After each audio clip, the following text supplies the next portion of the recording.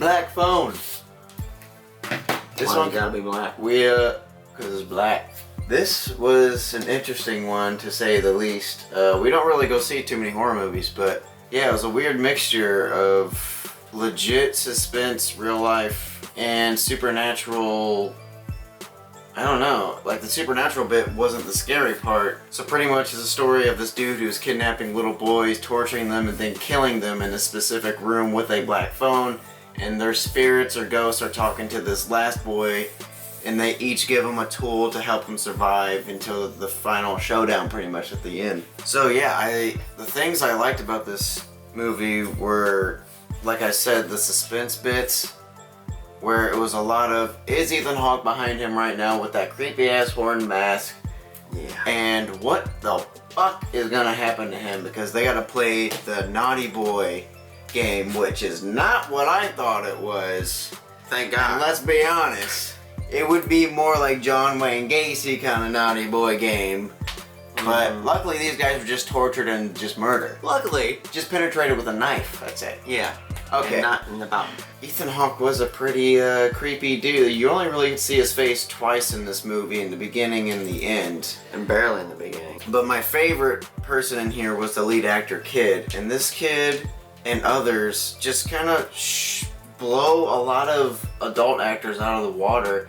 And I think this kid's got a promising future ahead of him. And He's really to be able to do a horror movie like this at such a young that age, age, yeah. and he looked mature, like the way he acted and talked in here. sounded older, Like he was like 10 years. like he was like 30 years old the way he was Yeah. talking and just does like his taxes already. yeah, exactly. He made me feel that kid.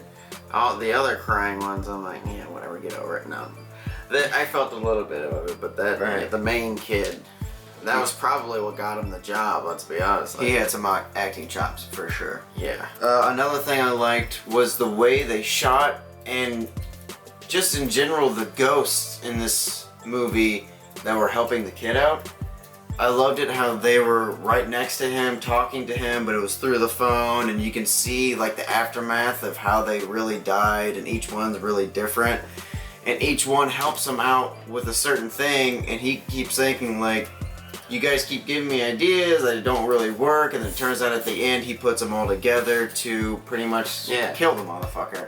Yeah, you don't really see it coming though, because they're like, just dig into the ground, into the foundation. Yeah. And the whole movie, you're like, why?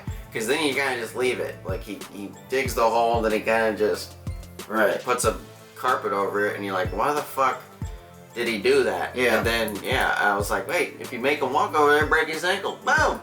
Yeah. Exactly what happened. But yeah, I liked how they did that. That was just interesting to me, and that was the only supernatural bit. Usually the supernatural bits in movies are the scary parts, Well, which there were some scary parts in there with the supernatural The bits. sister is supernatural too. Right. And I also kind of liked how she had the Shining or whatever the hell she was. Yes, but the detectives. We'll get to that part. Okay. This wasn't predictable. This movie was not predictable. It didn't have the jump scares. It didn't have... I don't know. I jumped a couple times. Yeah, but in other movies, you're like, the music stops and you're like, here we go. And then it's behind you, right. But the things that I didn't really care for, my biggest gripe was the brother, the killer's brother that lived with him the whole time.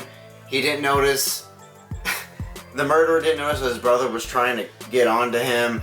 He was only in here for like 2 scenes, and then he just dies out of nowhere. He kills his own brother. He didn't notice his brother wearing this fucked up mask, wearing a belt, and when the kids come upstairs, he starts whipping them and shit like that. He didn't accidentally just run into them. Buying all those black balloons. Yeah, all the balloons, the creepy band that was a Why do you keep going over to that house? Why do you have sacks? Why are you taking sacks over to that house over there?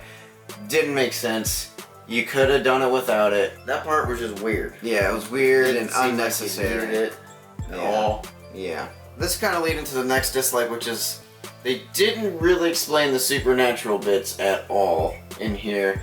And the weird rules of it, I can't remember my name, but there's something over there in the wall. He's just a normal killer who likes to wear different variations of masks. That was just him. Like, there's no supernatural bit about that That's at all. just a creepy, it's kind of cheating. Every time you have a creepy dude in a mask, it's just creepy. It's cheating. The little girl being able to just have this power to pretty much hunt down criminals, like, or not even hunt down criminals. She just sees things. She's got the shine. She can just see things, predict the future pretty much. And she's gets the attention of some pretty top-notch detectives. Yeah, the cops They pretty much pull- hire her on. Pull her out. Tell us what you know, but you dream. And then the Pull- principal's like, "Are you serious? It's a Yeah. dream." Shut up! Did you go to law school? Did you go to detective college? It's about this dream. Pulls her out of class. Damn it, tell me what you know. Goes to their house. Goes to the house and is like questioning her. Yeah. I dreamt it was over there. Let's go, boys!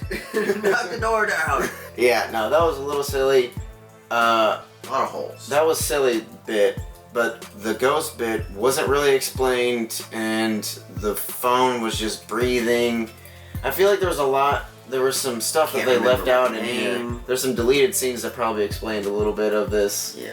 I don't know. And It had the means to fill its own holes. Right. I can see a finished version of it with what we got. You know? Right. You didn't have to take anything out. like I said, I like the supernatural bit of the ghosts and everything, but nothing was really flushed out and explained Nothing why was all fluid. this was happening. These But you things. know what? I do see this movie being popular and getting a sequel. To me, I feel like that's gonna happen. Like, enough to where maybe the second one they'll explain a little bit more of what happened. I don't know. I feel like there's gonna be another one.